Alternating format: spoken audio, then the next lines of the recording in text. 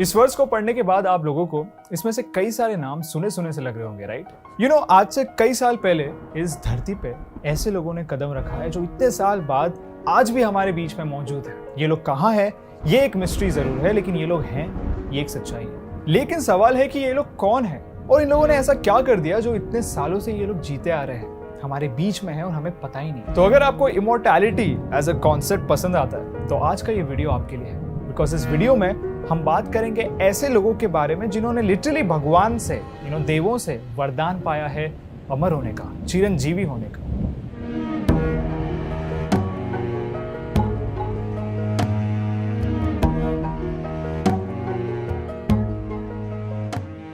अश्वत्थामा। महाभारत की अगर बात हो और अश्वत्थामा का मेंशन ना हो, ऐसा हो नहीं सकता। गुरु द्रोण के बेटे अश्वत्थामा एक चिरंजीवी, एक इमॉर्टल होने के साथ साथ he was also one of the अवतार ऑफ 11 रुद्रास। गुरु द्रोण एक बेटा चाहते थे और इसीलिए वो तपस्या कर रहे थे, जिसके चलते शिवजी ने खुश होकर गुरु द्रोण को वरदान के तौर पे एक बेटा दे दिया और उस बेटे को चिरंजीवी, अमर होने का वरदान दे दिया। और सिर्फ इतना ही नहीं, इस बच्चे के फोरहेड पे एक ऐसा मणि था, the wearer of which ceased to have any fear from any living beings lower than humans and was even safe from weapons, from hunger, from diseases. लेकिन फिर जब अश्वत्थामा बड़े हुए, he went on to become friends with Duryodhan, and इस दोस्ती की वजह से और पावर हासिल करने की भूख की वजह से उन्होंने महाभारत के युद्ध में कौरवों की साइड। और उसके बाद क्या हुआ ये हम सब जानते हैं।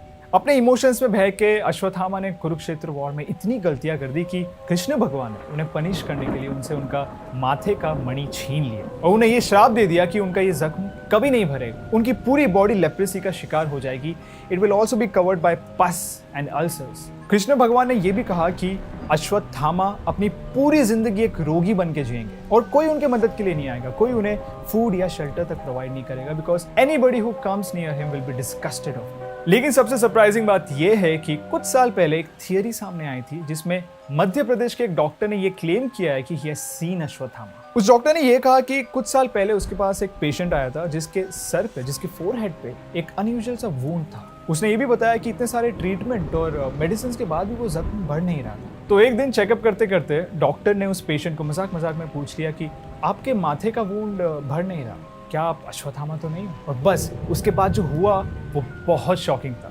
डॉक्टर ये क्लेम करते हैं कि जैसे ही उन्होंने ये पूछा, वो इंसान, वो पेशेंट वहां से गायब हो गया। इतना ही नहीं, उसको पूरे स्टाफ में से किसी ने बाहर जाते हुए नहीं देखा। और सिर्फ ये एक थियरी नहीं है, अश्वत्थामा को लेके कई सारी थियरीज एग्जिस्ट करती हैं। लेकिन आप मुझे बताइए, आपको क्या लगता है, ऐसा हुआ होगा? नहीं? कॉमेंट्स में बता। लॉर्ड हनुमान। जैसे अश्वत्थामा महाभारत के लेजेंडरी कैरेक्टर्स में से एक है, वैसे ही लॉर्ड हनुमान रामायण के सबसे बड़े वीर हैं। हनुमान जी श्री राम के सच्चे भक्त थे and he was always meant to be with. जब रावण सीता मैया को एब्डक्ट करके लंका ले गए थे, उस वक्त श्री राम काफी चिंतित थे, काफी मिजरेबल स्पेस में थे, क्योंकि लंका काफी दूर था और वहां तक का जो फासला था वो काफी कठिन था। लेकिन क्योंकि हनुमान जी उड़ सकते थे, उन्होंने इस लंबे फासले को तय किया और रावण के महल के अंदर अशोक वाटिका में सीता मैया को ढूंढ लिया। अब इसके बाद कई सारी थियरीज है जो ये बताती है कि हनुमान जी को इमोर्टैलिटी कैसे मिली। कुछ स्क्रिप्चर्स के अकॉर्डिंग ये माना जाता है कि जैसे ही हनुमान जी ने सीता मैया को खोज लिया, उनसे ये कहा कि वो राम जी के दूत है, उनके साथी है, तो out of happiness and gratitude Sita मैया ने उन्हें अमर होने का वरदान दे दिया। इसके अलावा जब रामायण के सारे कैरेक्टर्स को मोक्ष प्राप्त हुई थी, तो उस समय हनुमान जी ने देवों से ये रिक्वेस्ट की थी कि उन्हें इस धरती पे तब तक रहने दिया जाए जब तक कि इस धरती पे राम जी का नाम लिया जा रहा है। इसीलिए आज भी अगर कोई सच्चा भक्त राम जी का नाम लेता है तो हनुमान जी वही पाए जाते हैं। इनफैक्ट ये भी कहा जाता है कि जब भी इस धरती पे राम कथा होती है तो उस समय हनुमान जी सबसे पहले आने वाले और सबसे आखिर में जाने वाले इंडिविजुअल लॉर्ड होते हैं। एक और थियरी है जो ये कहती है कि रावण को मार गिराने के बाद जब लोगों ने हनुमान जी से ये पूछा कि आप अपनी लॉयल्टी टुवर्ड्स राम प्रूव करें, तो उस समय हनुमान जी ने अपनी छाती चीर के सबको ये बताया कि उनके मन में, उनके हृदय में राम जी, सीता मैया और लक्ष्मण बसते हैं। इसके बाद हनुमान जी का ये प्यार देके, ये लॉयल्टी देख के Shri Ram blessed him with immortality. महर्षि वेद व्यास। वैसे तो हम हर साल गुरु पूर्णिमा मनाते हैं, लेकिन क्या आप लोग जानते हैं कि Guru Purnima marks the birth anniversary of Maharishi Ved व्यास। महाभारत के ऑथर पराशर और सत्यावती के बेटे Maharishi Ved Vyas represents intelligence, wisdom and vision. और अगर आप वेद व्यास इस वर्ड को संस्कृत में ट्रांसलेट करो तो it means the one who classified the Vedas. Ved Vyas ji को विष्णु जी के मेनी ऑफ द अवतार्स में से एक माना जाता है। विष्णु पुराण में ऐसा कहा गया है कि वेद व्यास एक ऐसा टाइटल है जो हर युग में विष्णु अवतार में आए हुए वेदा कंपाइलर को दिया जाता है। आज तक इस धरती पे 28 वेद व्यासास ने जन्म लिया है and Maharshi Ved Vyas is the 24th one. ऐसा माना जाता है कि वेद व्यास जी ने 3 युगास को एक्सपीरियंस किया है। त्रेता युग जब एंड हो रहा था तब उनका जन्म हुआ, उसके बाद पूरा द्वापर युग उन्होंने विटनेस किया और उसके बाद कलयुग के कुछ इनिशियल डेज भी विटनेस किए। इसके बाद वेद व्यास जी के साथ क्या हुआ ये किसी को नहीं पता। कई लोगों का ये मानना है कि he never died, he continue to be immortal. कई लोगों का ये भी कहना है कि जो दुनिया में बुरी चीजें हैं, जो वायलेंस है, इसे देख वेद व्यास ने नॉर्थन इंडिया के किसी छोटे से गाँव में जाके रहना शुरू कर दिया। वो आज भी वही है। विभीषण। आप लोगों ने ये कहावत तो सुनी होगी कि 500 उंगलियां बराबर नहीं होती, सुनिए। चलिए मैं आपको इस कहावत का रियल लाइफ एग्जांपल देता हूँ। रामायण के 2 फेमस भाइयों के बारे में तो आपको पता है, राइट? नहीं, मैं राम और लक्ष्मण के बारे में बात नहीं कर रहा, मैं बात कर रहा हूँ रावण और विभीषण के बारे में। इन दोनों भाइयों पे जो कहावत मैंने आपको अभी बताई ना, वो एकदम जचती है। जहाँ पे एक भाई पावर, लालच, छल कपट की वजह से बर्बाद हो गया, वही दूसरा भाई अपनी अच्छाई और सच्चाई की वजह से अमर हो गया। विभीषण रावण का छोटा भाई था और जब रावण सीता मैया को अबडक्ट करके लंका ले आया था तो वो विभीषण थे जिन्होंने सबसे पहले आवाज उठाई थी, इस एक्ट को अनएथिकल बताया था। लेकिन रावण ने उनकी एक बात नहीं सुनी। इवेंचुअली जब विभीषण को ये समझ आया कि एंड में सच्चाई की जीत होने वाली है तो उन्होंने राम जी की मदद की। उन्होंने राम जी और वानर सेना के साथ मिलकर सीता मैया को रावण के चुंगल से बचाया and he proved that you always have a choice to make the right decision. ऐसा कहा जाता है कि जब ये सब खत्म हुआ तब विभीषण को लंका का राजा घोषित किया गया and he was blessed with immortality, ताकि वो लंका के लोगों को हमेशा गाइड कर सके on loyalty, right conduct and dharma. Parshuram Vishnu ji के छठे अवतार है and he is also considered as one of the most destructive avatar. Parshuram एक एक्सट्रीमली स्किल्ड वॉरियर माने जाते हैं, उसके साथ साथ सारे अस्त्रास्त्र, शास्त्र और डिवाइन वेपन के मास्टर भी। यही नहीं, वो 1 मैन आर्मी के नाम से भी जाने जाते हैं। He was born in a ब्राह्मण फैमिली एंड ऐसा माना जाता है कि उनका जन्म दुनिया से सारी बुराई मिटाने के लिए हुआ था। लेकिन ऐसा माना जाता है कि परशुराम इमॉर्टल है और आज भी हमारे धरती पे मौजूद है। लेकिन क्यों? क्योंकि कल्कि पुराण के अकॉर्डिंग जब कलयुग का अंत होने वाला होगा तब विष्णु जी अपने आखिरी अवतार में, कल्कि अवतार में प्रकट होंगे एंड तब Parshuram will reemerge as a martial guru and as a martial guru he will guide the कल्कि avatar on how to use astras, shastras and divine weapon, जिसके चलते दुनिया की सारी बुराई खत्म हो जाएगी।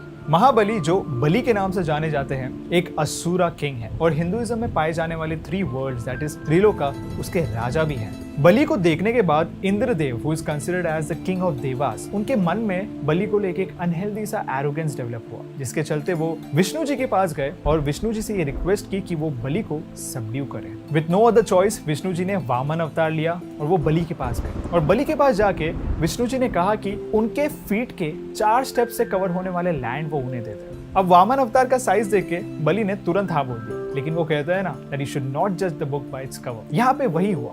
Within the 3 steps Vishnu ji के वामन अवतार ने तीनों वर्ल्ड को कैप्चर कर लिया और उसके बाद बलि had no option but to surrender। लेकिन बलि के दिए हुए वर्ड के मुताबिक अभी एक स्टेप बाकी था, राइट? तो विष्णु जी ने बलि से पूछा कि इस लास्ट स्टेप का क्या किया जाए। इस पर विदाउट इवन थिंकिंग ट्वाइस बलि नील डाउन होकर उन्होंने अपना सर पेश कर दिया। इसे देख विष्णु जी इतने खुश हुए कि उन्होंने बलि को अंडरवर्ल्ड में तो बैनिश कर दिया, लेकिन उसे एक वरदान भी दे दिया इमॉर्टैलिटी का, making him a chiranjivi. By the way, हर साल एक दिन वो धरती पर आते हैं अपने सब्जेक्ट से मिलने और उस दिन को एज ओनम सेलिब्रेट किया जाता है। कृपाचार्य महाभारत के सबसे इंपॉर्टेंट कैरेक्टर्स में से एक है और क्यों ना हो, उन्होंने महाभारत के यंग प्रिंस को वॉरफेयर और उससे रिलेटेड टेक्निक सिखाई थी। अगर मैं आपको कृपाचार्य के बारे में कुछ बैकग्राउंड दूं तो आप लोग ये जान के शॉक हो जाओगे that he was not born from a human womb. Yes, you heard me right. In fact उनका जन्म हुआ था उनके पिता शरदवान के ग्राउंड पे गिरे हुए सीमेंट से, which made him a really special character throughout the Mahabharat. मतलब ऐसी बात नहीं है कि महाभारत में और कोई कैरेक्टर नहीं है जो ह्यूमन वूम की जगह एक्स्ट्राऑर्डिनरी तरीकों से पैदा हुआ है, लेकिन ऐसी क्या बात है जो कृपाचार्य को स्पेशल बनाती है? वेल, ये है बिकॉज ऑफ हिज एटीट्यूड। वो बिल्कुल भी किसी भी तरीके की पार्शियलिटी को पसंद या प्रमोट नहीं करते थे। He was a very dignified person। कई स्टोरीज ऐसी है जो ये बताती है कि कृपाचार्य को ये पता था कि कौरवों की तरफ से लगी ये युद्ध की आग पॉइंटलेस है, लेकिन फिर भी उन्होंने अपनी ड्यूटीज फुलफिल की और महाभारत के इस युद्ध में उन्होंने कौरवों की साइड ली, बिकॉज वो कौरव ही थे जिन्होंने कृपाचार्य को बेसिक नेसेसिटीज से नर्चर किया था, जैसे कि खाना, मकान। तो फिर क्वेश्चन आता है कि कृपाचार्य को इमॉर्टैलिटी मिली कैसे? एक थियरी हमें ये बताती है कि कृपाचार्य का अनबायस्ड और इम्पार्शियल एटीट्यूड देख के कृष्ण भगवान ने उन्हें इमॉर्टैलिटी का वरदान दे दिया था। तो ये थे स्क्रिप्चर्स के अकॉर्डिंग वो 7 कैरेक्टर्स जो अपनी अच्छाई या फिर अपनी बुराई की वजह से इमॉर्टल बन गए। आई होप कि आपने ये वीडियो एंजॉय किया। अगर ये वीडियो आपको पसंद आया है तो इसे लाइक ज़रूर कीजिए, चैनल को सब्सक्राइब कीजिए and keep watching big brain को।